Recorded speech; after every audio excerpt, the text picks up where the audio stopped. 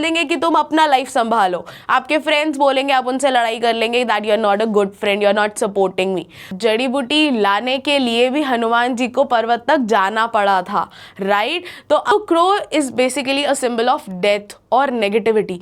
But hello and welcome students, this is your very own premium platform high profile, जो केवल आपको ही नहीं India को भी बनाएगा हाई प्रोफाइल। कैसे? क्योंकि यहाँ पर आपको एकेडमिक कंटेंट के अलावा मिलेगा जनरल अफेयर्स, करंट अफेयर्स और ऐसी नॉलेज जो आपने पहले नहीं सुनी होगी। और आपके पेरेंट्स के लिए भी हम लाए हैं पेरेंटल गाइडेंस और करियर काउंसलिंग, जो आपको डे टू डे प्रॉब्लम्स जो आप फेस करते रहते हैं उनका सॉल्यूशन भी देगा। और बच्चों, आज हम स्टार्ट करने जा रहे हैं अपनी पहली poem, that is dust of snow. Although ये पोएम बहुत ही छोटी सी है, 8 लाइन्स की ये पोएम है, लेकिन बहुत ही डीप मीनिंग जो है ये हमें पहुंचाती है। तो क्या वो मीनिंग है, क्या उसकी समरी है, किसने वो लिखी है, उनके बारे में थोड़ा सा जान लेते हैं और उसके बाद पोएम का एक्सप्लेनेशन स्टार्ट करेंगे। पोएम के एक्सप्लेनेशन के साथ हम लोग देखेंगे थीम और सेंट्रल आइडिया अपने पोएम का। और आजकल बच्चों क्वेश्चन पूछा जा रहा है टोन ऑफ द पोएट का, कि पोएट ने जो बात बोली है उसको बोलने का टोन कैसा है, यानी वो अप्रिशिएट कर रहे हैं उस चीज़ को, क्रिटिसाइज कर रहे हैं। Is he gloomy when he said that और is he over excited, overwhelmed when he said that. तो टोन ऑफ द पोएट पढ़ना आजकल हमारे लिए बहुत ज़रूरी हो गया है। और उसी के साथ हम स्टार्ट करते हैं अपनी पहली poem, that is dust of snow. तो सबसे पहले हम सीखते हैं about the poet. About the poet, that is Robert Frost. बहुत ही जाने माने हाईली अक्लेम्ड अमेरिकन पोएट हैं। तो इनके बारे में हम देखते हैं। He was born in the year 1874 and died in 1963। He was an American poet. His work was known for his realistic depictions of rural life. मतलब जो रियल फेजेस लोग अपनी लाइफ में, अपनी ज़िंदगी में फेस करते हैं, जो चैलेंजेस फेस करते हैं, जो ट्रेजिडीज़ फेस करते हैं अपने लाइफ में, उनके बारे में इनकी पोएम्स बताती हैं और क्लियरली दर्शाती हैं इनके वर्ड्स के through. He often used settings from rural life to examine complex social and philosophical themes. Now ये क्या बोल रहे हैं कि ये जानबूझ के ना रूरल लाइफ के लोगों को, उनकी लाइफ के पार्ट्स को, उनके एरियाज़ को उठाते हैं, जिससे कि बेसिकली जो कॉम्प्लेक्स सिचुएशंस होती हैं, जो सोशल कॉम्प्लेक्स सिचुएशंस होती हैं, या जो फिलोसॉफिकल इंटरेस्ट की बातें होती हैं। फिलोसॉफिकल इंटरेस्ट यानी लोगों के बीच में रिलेशनशिप कैसा है, लोगों का अपने इन्वायरमेंट से रिलेशनशिप कैसा है, क्या क्या कॉम्प्लेक्सिटीज़ हैं जो लोग अपनी लाइफ को सर्वाइव करते हुए थ्रू आउट द लाइफ जो लोग फेस करते हैं, उसके बारे में ये हमें बहुत बताते हैं। इनकी पोएम्स बहुत ज़्यादा बताती हैं। Frost was honoured frequently during his life time. इन्हें बहुत सारे अवार्ड्स मिले हैं, बहुत सारे अचीवमेंट्स का इनका एक्नॉलेजमेंट किया गया है। And he is the only poet to receive for the Pulitzer prizes for poetry. Pulitzer is the highest achievement we can say, और द हाइएस्ट ऑनर अवार्ड, जो नेशनल ऑनर अवार्ड होता है, either it's in the field of musical compositions और literary achievements. तो ये एक अकेले poet रहे हैं जिनको पुलित्ज़र प्राइजेस से नवाजा गया है। On July 22, 1961, Frost was named Poet Laureate of Vermont. Poet laureate किसको बोलते हैं बच्चों? जैसे कि ब्रिटिशर्स जो होते हैं वो अपने रॉयल हाउस होल्ड के लिए एक पोएट को रख लेते हैं अपने पास। तो इनको भी जैसे ही रॉयल हाउस होल्ड के लिए रखा गया था as a poet laureate of Vermont, that is basically the north eastern state of the US. Okay. Then he died in Boston on January 29, 1963. So this was about the poet.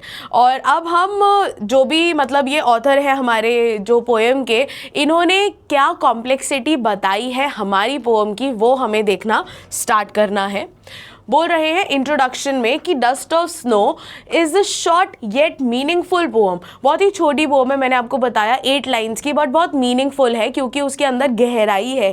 किस चीज़ की? Written by the famous American poet Robert Frost.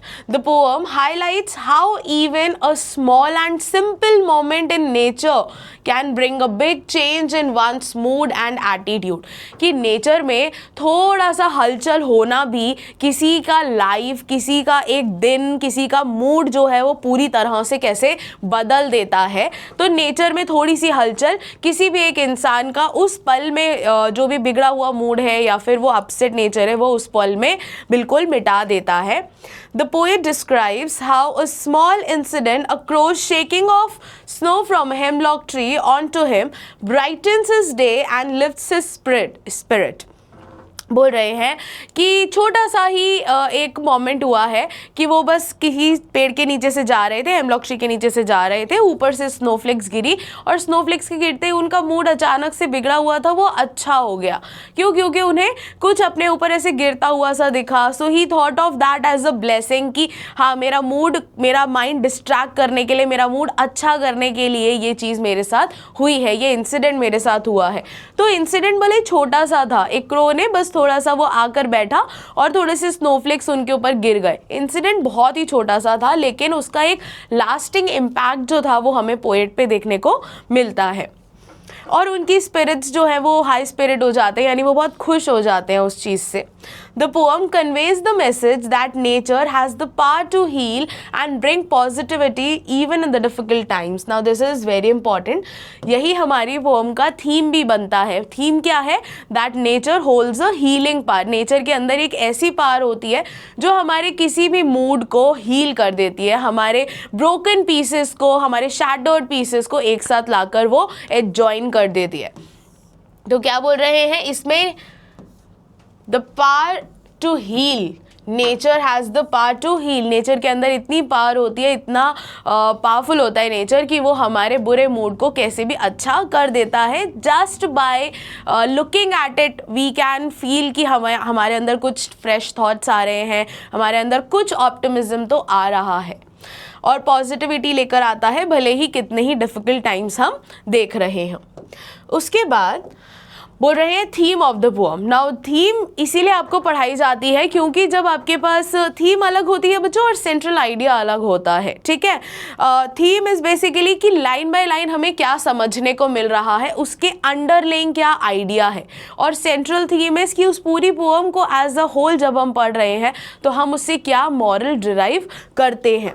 तो बोल रहे हैं communication between nature and human, इंसानों के बीच में और नेचर के बीच में कम्युनिकेशन इज़ वेरी इंपॉर्टेंट। हम क्या करते जा रहे हैं, इतना ज़्यादा इंडस्ट्रियलाइजेशन, सिविलाइजेशन, सोशलाइजेशन, ग्लोबलाइजेशन कर रहे हैं कि हमने अपने एनवायरनमेंट को, अपने नेचर को तो एज इट इज़ छोड़ दिया है।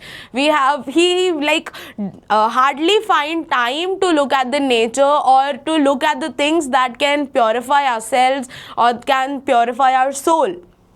So the communication between a person and nature is of utmost importance. That is what is being taught here.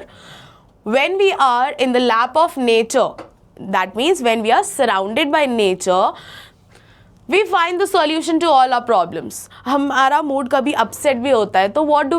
We take a stroll out on the road, right? हम घर से खाना खा के बस निकल जाते हैं टहलने, ताकि हम अपने माइंड में कुछ जो मतलब बहुत हलचल चल रही है हमारे माइंड में, उसके थॉट्स को, नेगेटिव थॉट्स को बाहर निकाल के कुछ पॉजिटिव थॉट्स हम भर के लेकर आए, कुछ फ्रेशनेस हमारे माइंड में आए, कुछ क्लैरिटी हमारे माइंड में आए। यही बोलते हैं ना हम वर्ड क्लैरिटी। तो ये क्यों आती है? क्योंकि हम अपने आप को आसपास नेचर से कवर करते हैं, ना कि लोगों से कवर करते हैं।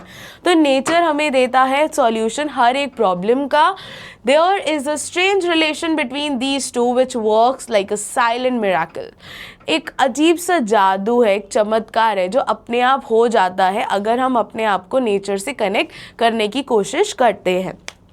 Then significance of small act, जैसे कि पेड़ से डस्ट गिरना या स्नोफ्लेक्स गिरना बहुत छोटा सा एक्ट था, तो उसका भी क्या बड़ा सिग्निफिकेंस है। Sometimes small acts can have a huge impact, small changes in our surrounding, small act of charity, small act of benevolence और goodwill have the power to travel a long way. तो बोल रहे हैं small act of charity, बिना वजह किसी को खुश कर देना, स्मॉल एक्ट अपने फैमिली में मम्मा को अननेसेसरीली कुछ भी, एक रोज़ ला के दे देना, एक बिस्किट का पैकेट गिफ्ट कर देना कि I bought this for you, और किसी भी गरीब को या फिर किसी भी नीडी को हम बोलें कुछ भी अपनी मर्जी से दे देना, आगे होके दे देना, हमारा अच्छा देना है हमारे बर्थडे पर, rather than wasting huge amount of money, हम छोटा सा एक्ट ऑफ डोनेशन, छोटा सा एक्ट ऑफ चैरिटी कर दें या उसके साथ में कर दें, तो वो हमें एक अजीब सी खुशी देता है कि हाँ कुछ स्पेशल जो फेस्टिव्स होते हैं उस पर हम फेस्टिव्स पे अपने लिए तो कुछ करते ही हैं, बट हम किसी और के लिए भी वो फेस्टिव जो है वो फेस्टिवल उतना ही यादगार बना दें जितना हम अपने लिए बनाना चाहते हैं। तो ये जो छोटे छोटे एक्ट होते हैं इससे हमें एक अजीब सी खुशी मिलती है, और वो खुशी हमें इंटरनली इतना ब्लूम करा देती है कि वो हमारे फेस पर दिखने लगता है। तो छोटे छोटे एक्ट्स का जो सिग्निफिकेंस होता है ना वो बहुत लास्टिंग होता है, वो बहुत ही लॉन्ग टर्म पे रहने वाला होता है, बोल रहे हैं। Then healing power of nature, ये मैंने अभी अभी आपको बताया। Nature has a healing power parallel to none other, nature के पास ऐसा पावर है जो किसी और के पास नहीं है। आप बोलोगे I will go to my friend's house, I will go to my cousin's house and I will talk to them and I will heal my self. No, only you can heal yourself in the presence of nature. Okay क्योंकि आप देखो जब कोई गलती होती है, जब कोई इंसिडेंट्स होता है तो उसमें ना कोई आपको नहीं समझा सकता कि आप गलत हो या सही हो। आपके पेरेंट्स बोलेंगे, आप बोलेंगे कि नहीं आप लोग बस यूं ही मुझे डांटते रहते हैं। आपके सिबलिंग्स बोलेंगे, आप उन्हें बोल देंगे कि तुम अपना लाइफ संभालो। आपके फ्रेंड्स बोलेंगे, आप उनसे लड़ाई कर लेंगे, that you are not a good friend, you are not supporting me. So the only person who can heal yourself, who can know कि आप सही हो या गलत हो, आप ही उसको एक्सेप्ट करते हो। और जब आप एक्सेप्ट कर लेते हो ना तो आपको पता रहता है कि वो चीज़ सही है या गलत है। तो किसी और पे डिपेंडेंट हमें नहीं रहना होता to justify that your action was right और रॉन्ग। आपका एक्शन सही है या गलत है ये जस्टिफाई और रेक्टिफाई सिर्फ आप ही कर सकते हो, क्योंकि दूसरा पर्सन कुछ भी बोले बच्चों आप हमेशा उनको कोई ना कोई एक्सप्लेनेशन देकर चुप करा दोगे। But when you are alone either in your room और अराउंड अ पार्क और somewhere around the nature, you will think about it and then you will get to know कि आपने वो चीज़ जो था वो गलत किया। कभी कभी हमारी मम्मी से नोक झोंक हो जाती है छोटी सी, तो हम कुछ ऐसा बोल देते हैं जिसके बारे में हम बाद में बहुत रिपेंट करते हैं कि ये नहीं बोलना चाहिए था, इसकी वजह से मम्मी को बहुत हर्ट हुआ, राइट। तो इसका एक्सप्लेनेशन आप खुद को कभी नहीं दे पाओगे, आप दूसरों को दे दोगे लेकिन खुद को नहीं दे पाओगे। So that is what the healing power is. और उससे हील कौन करेगा? नेचर करेगा, क्योंकि एक बार जब आपने उस चीज़ का रेलेवेंस अपने अंदर डाल लिया ना कि ऐसा करने से बुरा होता है, तो आप कहीं भी अपने आप को खराब नहीं कर रहे हो।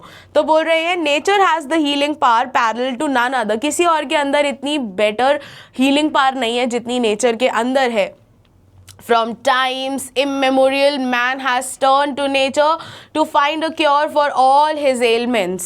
देखिए अगर हम बात करें फिजिकल एलिमेंट्स की, अगर हम बात करें दवाइयों की, तो जड़ी बूटी लाने के लिए भी हनुमान जी को पर्वत तक जाना पड़ा था, राइट। तो अगर हमारी बॉडी पर कोई वुंड है उसके लिए भी हम नेचर से ही हेल्प लेते हैं। और अगर हमारे दिल के अंदर, हमारे बॉडी के अंदर कोई प्रॉब्लम है, हमें हीलिंग चाहिए किसी अपने दुख से, पीड़ा से, कन्फ्यूजन से, हमें मतलब क्लैरिटी चाहिए अपने माइंड की, वहाँ तक भी इंटरनल सॉल्यूशंस भी हमें नेचर ही देता है। क्योंकि नेचर के पास एक ऐसा चमत्कार होता है कि वो हमारे अंदर फ्रेशनेस या न्यूनेस इम्बाइब कर देता है।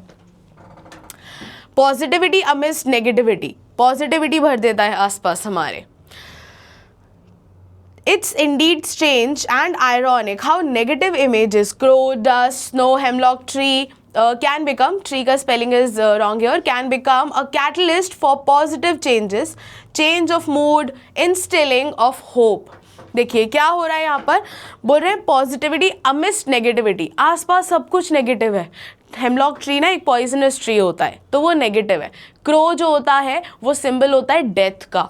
जैसे जो सेमेट्रीज वगैरह होती है, तो हम जब भी सेमेट्रीज वगैरह पे जाते हैं या मूवीज़ में देखते हैं तो ऊपर ना क्रो कहीं ना कहीं मंडरा रहा होता है, ठीक है। A crow is always like hovering around the place. तो crow is basically a symbol of death और negativity, but still the poet finds positivity उन सारे नेगेटिव एलिमेंट्स के अराउंड भी। तो बेसिकली बोल रहे हैं कितना स्ट्रेंज और आयरॉनिक है ना कि नेगेटिव इमेजेस बता रखी हैं स्नो की, हेमलॉक ट्री की, क्रो की, और उसके बीच में भी वो एक पॉजिटिव इमेज पोर्ट्रे करके दिखा रहे हैं, पॉजिटिविटी लाकर दिखा रहे हैं पोएट हमें, कैसे उनका चेंज हो रहा है उनका मूड और किस तरह से उनके अंदर इंस्टिलिंग है, यानी होप जो है वो बढ़ती जा रही है कि उन्होंने अपना दिन जो है वो शायद बचा लिया खराब होने से। So this is basic theme of the poem. Now we shall start the basic poem. बस इतनी सी पोएम है हमारे पास, ये 8 लाइनों की हमारी पोएम है, लेकिन इसका सिग्निफिकेंस बहुत ही ज़्यादा बड़ा है।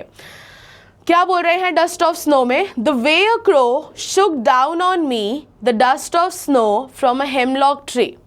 The way a crow, way is यहाँ पर तरीका, कि क्रो ने जिस तरीके से शुक down on me, Shuk down माने वो क्रो थोड़ा सा या तो आके बैठा उस पेड़ के ऊपर या तो वो उस पेड़ के ऊपर से चला गया उड़ के, बट उसके मोमेंट्स की वजह से उसने जैसे ही मूव करा तो उसके मूवमेंट्स ने कुछ ना कुछ फ्लेक्स जो थे वो डस्ट के नीचे गिराए। और नीचे कौन थे? नीचे हमारे पोएट रॉबर्ट फ्रॉस्ट बैठे थे, तो वो बोल रहे हैं उनके ऊपर गिरा dust of snow from a hemlock tree. अगर अब हम यहाँ पर ध्यान से देखेंगे तो हमें ये पता चलेगा कि इन तीनों लाइनों में जो क्रो है, जो हेमलॉक ट्री है, ये दोनों चीज़ें क्या हैं? ये दोनों चीज़ें बैड ओमेन का एक सिग्निफिकेंस देते हैं या सिंबॉलिज्म है। तो ये रिप्रेजेंट करते हैं क्या? बैड लक, बैड ओमेन, क्योंकि क्रो जो है वो क्या हो गया? सिंबल ऑफ डेथ हो गया, ठीक है, एक नेगेटिव इमेज है। हेमलॉक ट्री क्या है? हेमलॉक ट्री एक पॉइजनस ट्री है।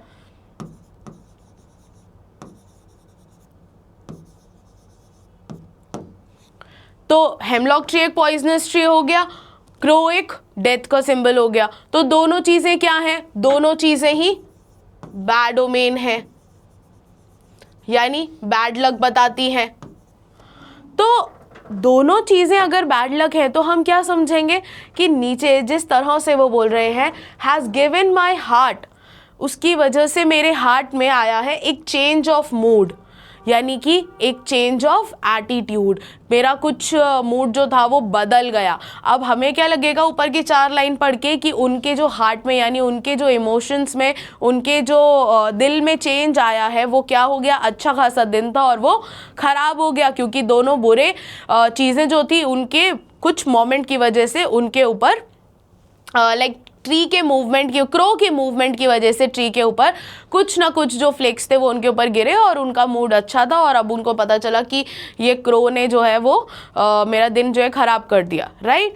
बट क्या बोल रहे हैं? And saved some part of the day I had rued, लेकिन उस क्रो ने बचा लिया वो हिस्सा उनके दिन का जो वो बर्बाद कर रहे थे रूड करते हुए। Rued is to spend in regret।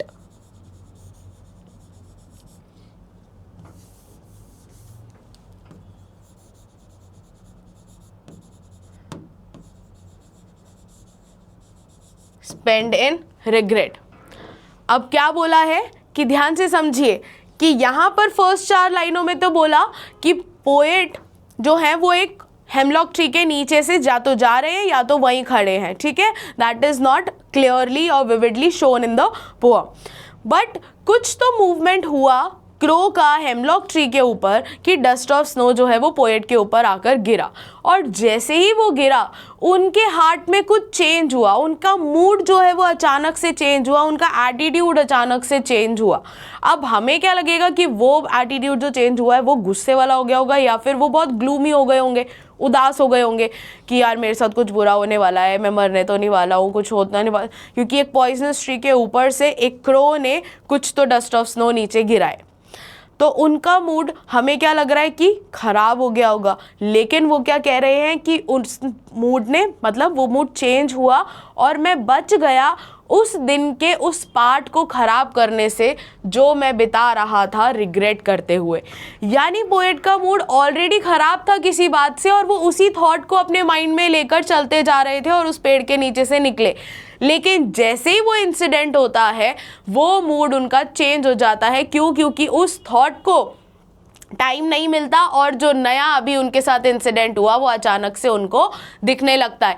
तो अभी तक अपने माइंड को डिस्ट्रैक्ट करने के लिए वो बहुत सारे अटेम्प्ट्स कर चुके होंगे, बट ये वाला जो अटेम्प्ट था ये बिल्कुल सक्सेसफुल हो गया और अभी तक वो जिस चीज़ को रिग्रेट करने में अपना दिन खराब कर रहे थे अब वो आगे का पार्ट खराब नहीं करेंगे। तो बेसिक साइकोलॉजी क्या है, बेसिकली जो हम बोले जैसे ये क्रो जो है वो डेथ का सिंबल है, या हेमलॉक ट्री पॉइजनस है तो वो भी डेथ का सिंबल है। बिल्ली हमारा रास्ता काट गई तो हमारा काम बिगड़ जाएगा। ये जो मिथ है ये किसने क्रिएट किए हुए हैं? ये ह्यूमन बींग्स ने क्रिएट किए हुए हैं। Why? Because people believe that human kind is the most superior one. But ये गलती हमें नहीं सोचनी है, हमें नहीं करनी है कि ऐसी साइकोलॉजी अपने माइंड में बिठा लेना है कि बस बिल्ली ने रास्ता काट दिया हमारा काम खराब। अरे भाई बिल्ली को भी घर जाना है, तुमसे ज़्यादा जल्दी है ना, वो जा रही है बेचारी। किसने उसको हमारे एक बैड ओमेन का सिंबल बना दिया? क्रो को हमने बैड ओमेन का सिंबल बना दिया। भाई क्रो इज़ एन ओमनीवोर। अगर हमने कोई बॉडी जो है वहाँ पे बरी की है तो फिर वो ओमनीवोर है ना, वो तो अपना खाना खोजने आया है, उसको जो स्मेल आई है वो तो उससे वहाँ घूम रहा है। वी कैन नॉट से ना कि वो सेमेटरी में सिर्फ इसीलिए आया है क्योंकि वो दूसरों को डेथ दिखाना चाहता है। नो। सो हियर ये जो बेसिक थीम है हमारे पोएम का वो यही है कि आपने अपनी साइकोलॉजी से नेचर के कुछ ऐसे एलिमेंट्स को नेगेटिव पोर्ट्रे करने की कोशिश करी है जो नेगेटिव नहीं है, क्योंकि नेचर कभी भी नेगेटिव नहीं होता। Nature is the best healer. Okay, nature has the best healing power and it cannot be compared to any other element. ठीक है? So basically this was the explanation of the poem. Now we shall move on to the summary of the poem.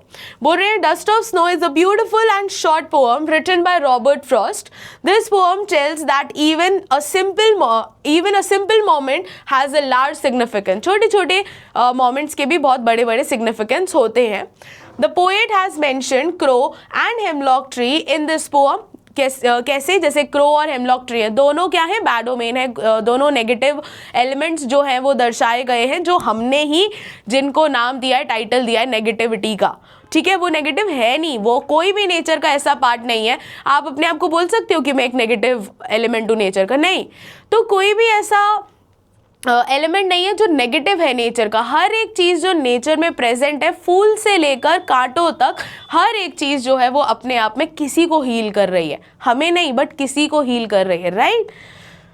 The poet has mentioned crow and hemlock tree in the poem. Crow signifies his depressive and sorrowful mood and hemlock tree is a poisonous tree. Crow जो है वो signify कर रहा है क्या? Negativity, depressive mood की, उसको देखकर बहुत ही डिप्रेशन यानी बहुत ही बुरे बुरे थॉट्स आते हैं माइंड में। और हेमलॉक ट्री अपने आप में पॉइजनस ट्री है, और पॉइजनस ट्री है तो वो भी जान से, लाइफ से रिलेटेड है, नेगेटिविटी से रिलेटेड है। Both these signify that the poet was not in a good mood. दोनों चीज़ें बता रही हैं कि पोएट अच्छे मूड में नहीं थे पहले, and so he describes the dark, depressive and bitter side of the nature. इसीलिए उन्होंने स्टार्टिंग वाले स्टैंजा में पूरा का पूरा डिप्रेसिव साइड यानी कि पूरा का पूरा ग्लूमी साइड बताया है नेचर का। The crow Shuk of the dust of snow on the poet, और उसके थोड़ी देर बाद एक मूवमेंट होता है ट्री के ऊपर से, और क्रो जो है वो डस्ट ऑफ स्नो यानी स्नोफ्लेक्स जो है वो गिराता है पोएट के ऊपर। This simple action change the poets mood, और ये छोटे से एक्शन से उनका पूरा मूड जो था वो चेंज हो गया। His sorrow was washed away by the light shower of the snow. थोड़ा सा snowflakes फ्रॉस्ट उसके ऊपर गिरा, और उसकी वजह से उनका पूरा का पूरा मूड, जो पूरा का पूरा दिन वो रिग्रेट करते हुए किसी चीज़ को स्पेंड कर रहे थे, वो चेंज हो गया, और उनके फेस पर एक स्माइल आ गई, जो एक रेडियंस है, एक रिफ्लेक्शन है पॉजिटिविटी का, एक होप का। His spirit was revived, उनकी वो स्पिरिट, उनकी वो खुशी, उनका वो उत्साह जो था वो वापस से आया, रिवाइव हुआ, and he got ready to utilize the rest of the day, और वो अपना पूरा का पूरा दिन फिर बेहतरीन तरीके से बिताने के लिए रेडी हो गए। So this was the basic summary of the poem. उसके बाद central idea dust of snow का ये है, it revolves around the idea कि स्मॉल चीज़ें जो हैं, seemingly insignificant moments of the nature can bring about a major in persons mood and outlook. हमारा देखने का पर्सपेक्टिव, हमारा जो आउटलुक होता है या फिर हमारा जो इनर मूड होता है, ये बच्चों पूरा का पूरा डिपेंड करता है हमारे माइंड में। इसीलिए हमेशा बोलते हैं कि you should be the controlling in charge of your brain. Okay, your brain should not control you, you should control your brain.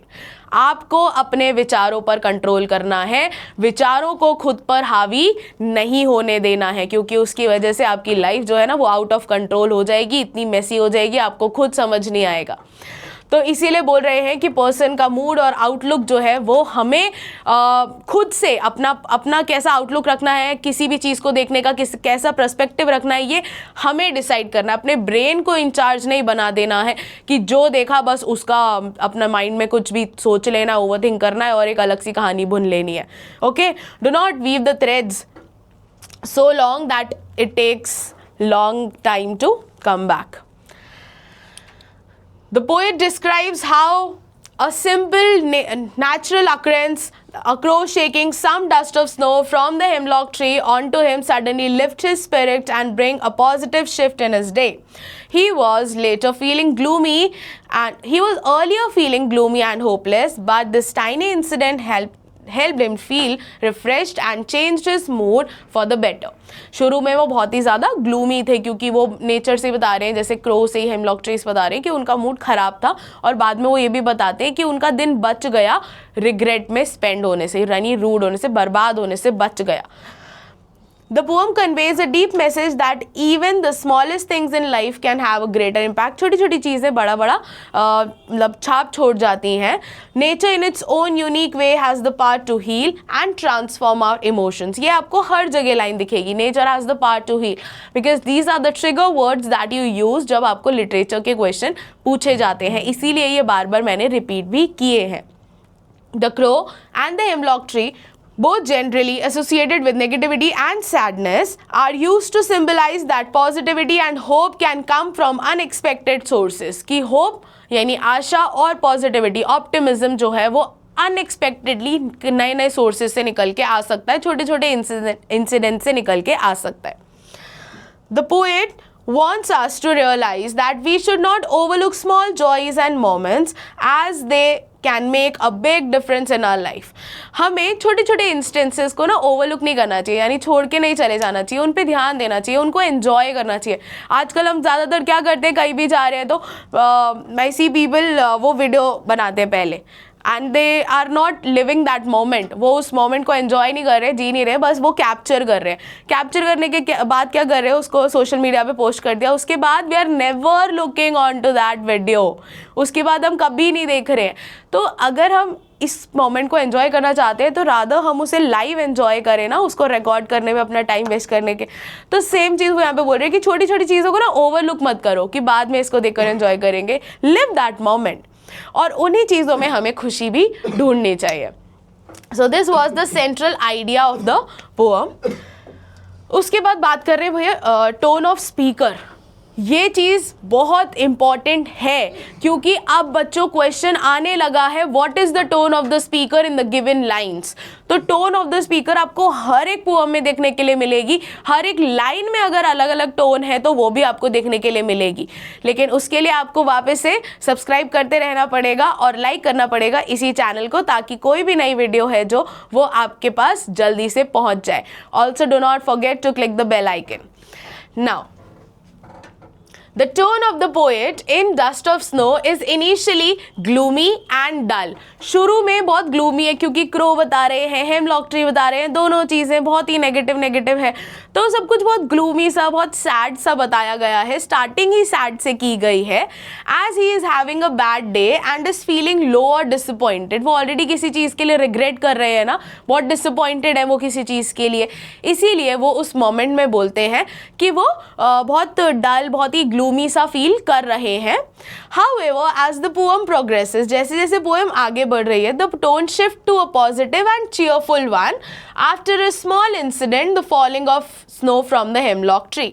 तो शुरू में कैसी है, ग्लूमी और डल है, फिर बाद में क्या चेंज हुआ है, बाद में ये चेंज हुआ है कि वो बहुत ही पोएम जो है वो हमारी बहुत ही पॉजिटिव और बहुत ही चीयरफुल हो गई है। तो पॉजिटिव और चीयरफुल टोन आ गई है इस इंसिडेंस के बाद, falling of snow from the hemlock tree lifts his mood and changes the way he feels, कि वो कैसा फील करते हैं। The poets tone become hopeful, बाद में उनकी टोन होपफुल, लाइट और अप्रिशिएटिव हो जाती है। पहले बहुत ग्लूमी थी, ठीक है, बाद में बहुत ही अप्रिशिएटिव हो जाती है। And he realises that even small moments in the nature can bring joy and improve one's day, और बाद में उनको ये रियलाइज होता है कि छोटे छोटे मोमेंट्स भी उनकी लाइफ में बड़े बड़ी खुशियाँ लेकर आ सकते हैं। The overall tone by the end of the poem reflects optimism, क्योंकि वो लास्ट में होपफुलनेस दिखा रहे हैं ना, वो लास्ट में ऑप्टिमिज्म दिखा रहे हैं कि उनका दिन जो था वो पहले ख़राब हो रहा था और बाद में वो बच गया ख़राब होने से। तो it reflects optimism and a renewed sense of positivity, और एक नया सा जोश, एक नया सा सेंस आया है पॉजिटिविटी का, ठीक है। तो इनिशियली उन्होंने बहुत सारी नेगेटिव चीज़ें डिपिक्ट करी, इसीलिए हमने उनको सैड और ग्लूमी और डल बोला, लेकिन बाद में क्योंकि उन्होंने नेचर को अप्रिशिएट किया तो हमने अप्रिशिएटिव टोन बोला, और लास्ट में क्योंकि उन्होंने हमें होप दिखाई कि हमें बस अपने कोई भी एक बुरा इंसिडेंट हुआ है उसके बारे में हमें सोच सोच के बहुत ही पैसिमिस्टिक नहीं हो जाना चाहिए, कोई अच्छी चीज़ ढूंढनी चाहिए जो हमें हील करे और हमेशा ऑप्टिमिस्टिक रहना चाहिए। सो this is the tone of the poet. ये बहुत इंपॉर्टेंट है क्योंकि इसका क्वेश्चन आजकल आ रहा है, भले ही शॉर्ट आंसर में, भले ही 1 मार्क में, भले ही लॉन्ग आंसर में। सो टोन ऑफ द पोएम आजकल हर एक जगह पूछी जा रही है, तो हमें इस पर बहुत ध्यान देना है बच्चों, ठीक है। देन नेक्स्ट बोल रहे हैं पोएटिक डिवाइसेस। पोएटिक डिवाइसेस ज़्यादातर आपको ढूंढने के लिए बोला ही जाता है और 1 नंबर का ये क्वेश्चन आता ही है, चाहे वो एक्सट्रैक्ट में आ जाए या फिर वो शॉर्ट आंसर के अकॉर्डिंग आ जाए कि जस्टिफाई करिए ये पोएटिक डिवाइस कैसे सूट हो रहा है। तो उसके पहले हम देख लेते हैं राइम स्कीम। राइम स्कीम बच्चों हम निकालते कैसे हैं, जैसे हम बचपन में ट्विंकल ट्विंकल वाली पोएम पढ़ते थे तो हम क्या करते थे, लास्ट के जो वर्ड होते हैं ना उनको सेम राइम बनाया जाता है, तो हम उनको सेम लेटर से रिप्रेजेंट करते हैं। तो देखिए जैसे यहाँ पर बोला गया है, the way a crow shook down on me the dust of snow from a hemlock tree. If we see the word crow and if we see the word snow, these 2 words are ending with the same sound. तो जब ये same sound से and कर रहे हैं तो हम इन्हें सेम लेटर दे सकते हैं। And same me and tree, दोनों का एंडिंग साउंड ई है, तो हम इनको भी सेम लेटर दे सकते हैं। सेकेंड स्टैंजा का हार्ट एंड पार्ट, दोनों का लास्ट का साउंड जो है वो ट पे आ रहा है, तो we can give the same lettering C. और मूड एंड रूड, लास्ट में हमें ड की साउंड आ रही है, तो हम सेम लेटर्स दे सकते हैं, that is D. Okay, now इसके बाद जब हम पोएटिक डिवाइसेस की बात करते हैं तो सबसे पहले आप ये आइडेंटिफाई करिए कि ये सारी जो लाइंस है ना, इनमें कहीं से कहीं तक कोई पंक्चुएशन मार्क नहीं है, किसी के भी एंड में कोई पंक्चुएशन मार्क नहीं है। तो बच्चों जब हमारे पास पंक्चुएशन मार्क नहीं होता ना लास्ट में, और लाइन टूटकर नेक्स्ट लाइन में जा रही होती है, तो उस केस में हम बोलते हैं आवर पोएम इज एंजैब्ड। ये पूरी पोएम जो है, entire poem is enjambed means every sentence has to end with a full stop and in the same line. But what happens in a poem? In a poem, a sentence breaks down into several lines, but we have to see at the end of each line, if there is no punctuation mark, yet the sentence or the line is moving on to the next one, तो वहाँ पर punctuation ना होने की वजह से हम बोलते हैं कि ये लाइन क्या है, एंजैब्ड है। ये वाली लाइन भी एंजैब्ड है, ये सारी लाइन्स एंजैब्ड है, सिर्फ लास्ट वाली नहीं है क्योंकि यहाँ पर फुल स्टॉप लगा हुआ है। Then imagery. इमेजरी ऐसा पोएटिक डिवाइस होता है जहाँ पर हमें इमेजिन करने पर मजबूर कर दिया जाता है। लाइक हमने कोई भी ऐसा सेंटेंस पढ़ा, ऐसा कोई भी हम बोले not only in poems but अगर हम लिटरेचर भी पढ़ रहे हैं तो उसमें अगर हमने कोई ऐसी लाइन पढ़ी जिसमें we have vivid description of the character, मान लीजिए जैसे हम नॉवेल्स वगैरह पढ़ते हैं तो उसमें बहुत विविड डिस्क्रिप्शन होता है। Okay, a tall man almost 6 feet with blue eyes and tall and standing hair with a blue shirt, with freckles on his nose, pink lips. तो ये क्या है, एक विविड डिस्क्रिप्शन है जिससे हम मजबूर हो जाते हैं उसका कैरेक्टर अपने माइंड में, उसका फेस अपने माइंड में ड्रॉ करने के लिए. तो इतने विविड एक्सप्रेशंस या हमें गिवन होते हैं जिसमें हम मजबूर हो जाए अपने माइंड में एक विजुअल डिस्क्रिप्शन बना ले, उसको हम इमेजरी बोलते हैं. हर एक पार्ट पढ़ के इमेजरी नहीं होता है. आप बोलोगे मैम कुछ भी स्टोरी पढ़ा लो तो उसमें इमेजरी होता है. मैं बोलूँ अ बेगर वॉज मूविंग अराउंड, बेगर कैसा दिख रहा था, उसके हाथ में क्या था, वो कैसा उसका लुक था, वो तो नहीं बताया. So that is not imagery. अगर मैं उसका हर एक कैरेक्टर का हर एक पार्ट डिस्क्राइब कर रही हूँ और मजबूर है मेरा माइंड उसको अपने माइंड में इमेजिन करने के, तो वो इमेजरी होता है बच्चों. So the poet uses descriptive language to create a mental picture of the scene, कि वो सीन कैसा चल रहा है. So dust of snow यहाँ पर, hemlock tree यहाँ पर, crow यहाँ पर रिप्रेजेंट कर रहे हैं इमेजरी, क्योंकि हमारे माइंड में इन वर्ड्स को बोलते ही उनकी इमेजेस आ जा रही हैं. उसके बाद बात कर रहे हैं एलिट्रेशन. एलिट्रेशन क्या होता है? Alliteration is the beginning with same sound of closely placed words. Two or more closely placed words beginning with the same consonant sound, यानी कि दो या दो से ज़्यादा पास में लिखे हुए वर्ड्स, बीच में एक दो वर्ड्स आ सकते हैं बट वो पास में यानी सेम लाइन में लिखे हुए हैं, क्लोजली प्लेस्ड है और उनका शुरू का जो साउंड है वो सेम है और कॉन्सोनेंट है. तो यहाँ पर बोल रहे हैं हैज़ गिवन माई हार्ट. बीच में भले ही वर्ड्स हैं लेकिन दोनों का शुरुआती साउंड ह से स्टार्ट हो रहा है, has and heart. So this is alliteration. Now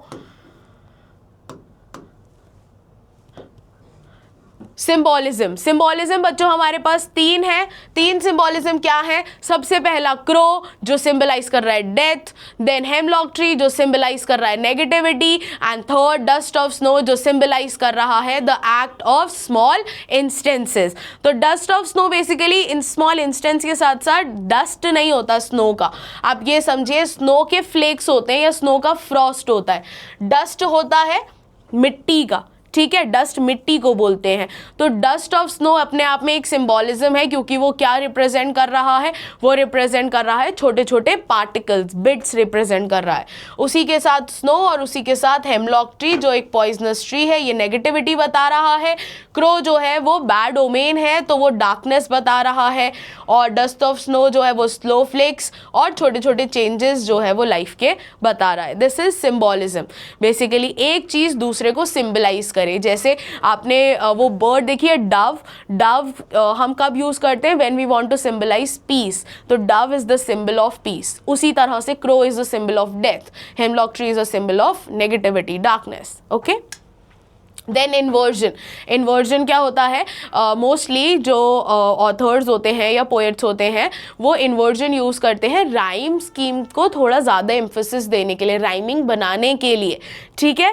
तो जब भी सब्जेक्ट हेल्पिंग वर्ब या सब्जेक्ट वर्ब की जगह अदला बदली करी जाती है, वर्ड्स को डिस्प्लेस किया जाता है एक दूसरे की जगह पे, तो वहाँ पर इन्वर्जन होता है. जैसे यहाँ पर गिवन है has given my heart a change of mood, जबकि सेंटेंस क्या होना चाहिए? Has given a change of mood in my heart. तो यहाँ पर हम क्या बोलेंगे कि ये दो लाइनों में क्या है? इन्वर्जन प्लेस किया गया है. Not here but here.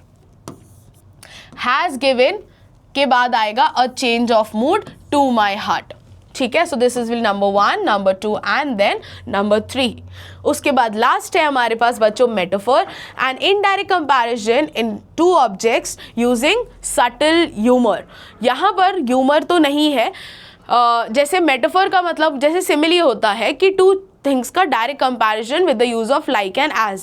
यहाँ पर indirect comparison without the use of like and as. For example if I say he is like a tiger, this is simile. But if I say he is a tiger, यानी कि वो tiger है नहीं but उसके अंदर tiger की qualities हैं, तो मैं उसको कंपेयर कर रही हूँ टाइगर से. इसको बोलते हैं मेटाफर. यहाँ पर हम मेटाफर यूज कर रहे हैं डस्ट ऑफ स्नो में. डस्ट ऑफ स्नो जैसे मैंने आपको बताया डस्ट ऑफ स्नो नहीं होता है, स्नो के फ्लेक्स होते हैं, स्नो का फ्रॉस्ट होता है.